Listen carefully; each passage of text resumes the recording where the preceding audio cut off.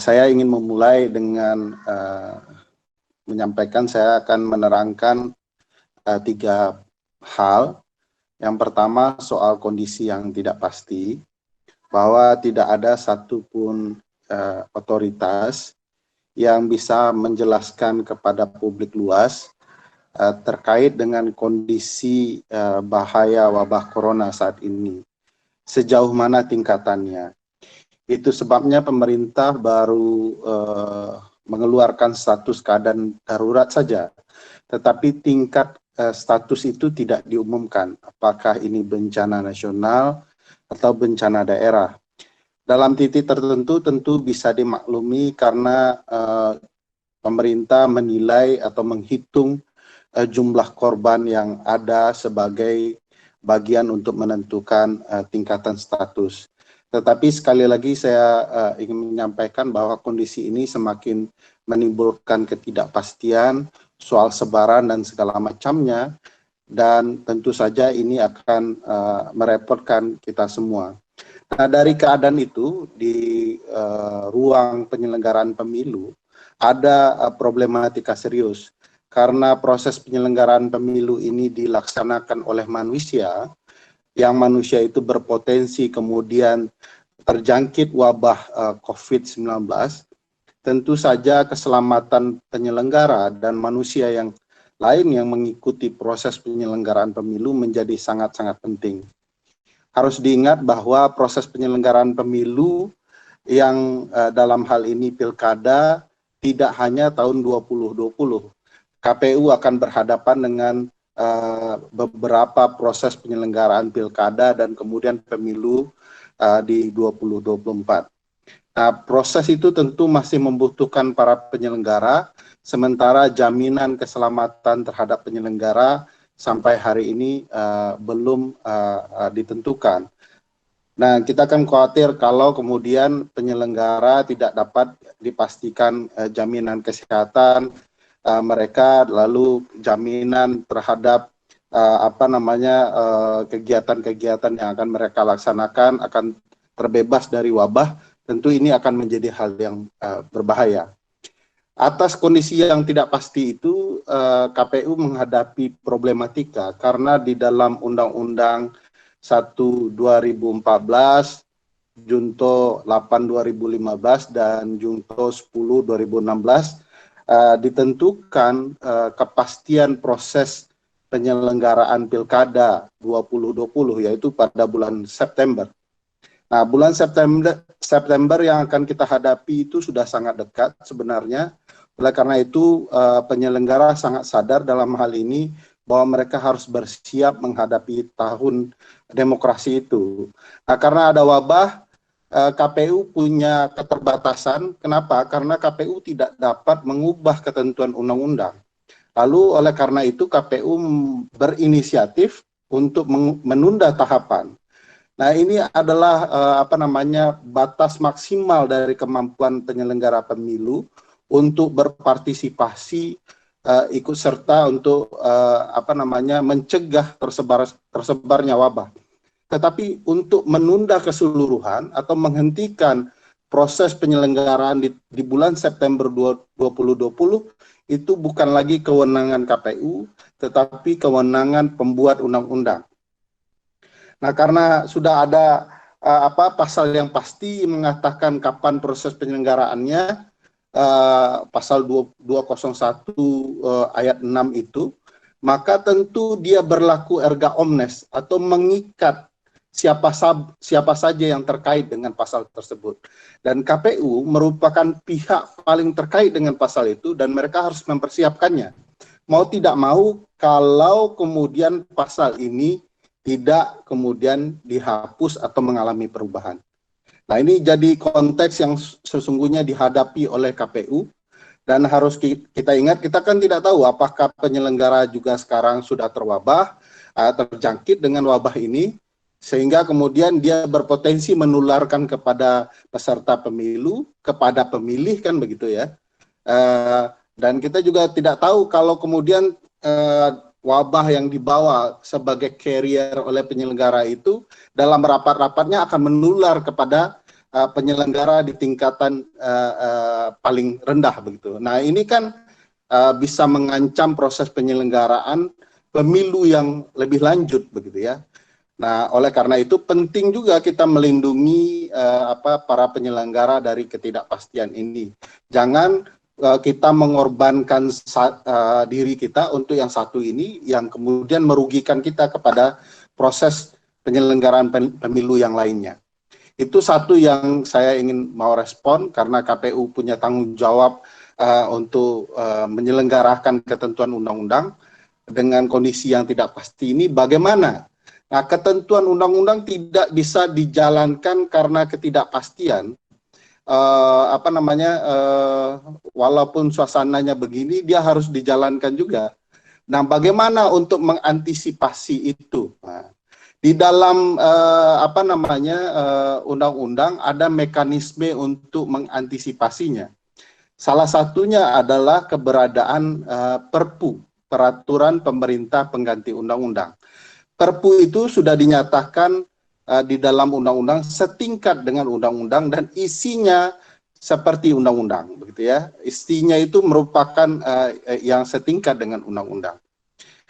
Nah, peraturan pemerintah pengganti undang-undang ini unik karena ditentukan di pasal 22 Undang-Undang Dasar 1945 bahwa Presiden berhak menetapkan peraturan pemerintah pengganti undang-undang dalam hal ihwal kegentingan memaksa.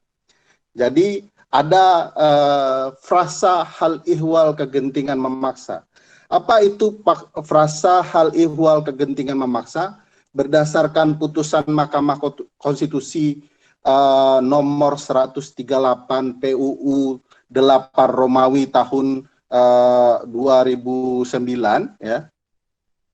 Ada 3 syarat dikeluarkannya Perpu. Pertama, kebutuhan mendesak untuk menyelesaikan masalah hukum secara cepat berdasarkan undang-undang. Jadi ada kebutuhan mendesak untuk menyelesaikan masalah secara undang-undang.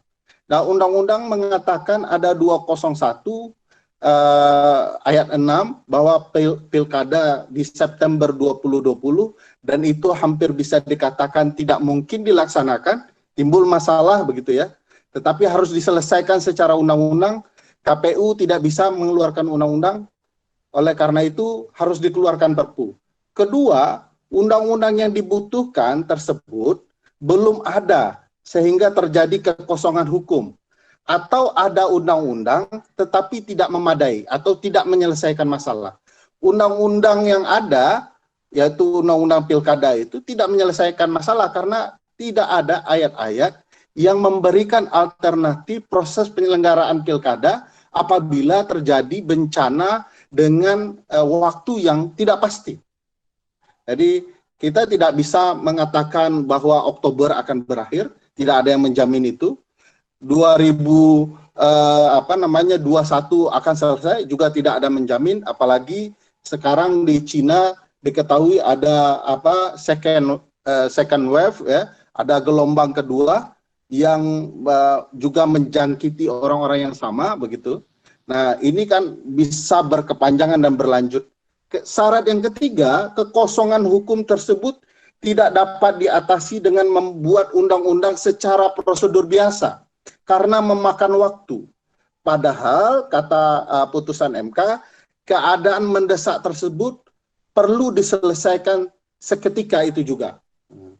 Jadi kita perlu kepastian agar kemudian problematika ini bisa diselesaikan dan penyelenggara bisa memikirkan hal-hal lain untuk proses penyelenggaraan ke depannya. Jadi 3 syarat itu sebenarnya sudah memungkinkan untuk pemerintah, dalam hal ini Presiden, untuk menyatakan telah adanya hal ihwal kegentingan memaksa sehingga diperlukan Perpu untuk menyelamatkan proses penyelenggaraan pilkada kita. Nah, sejauh ini saya tidak melihat ya ada potensi DPR bisa menggantikan posisi Perpu ini dengan merevisi undang-undang.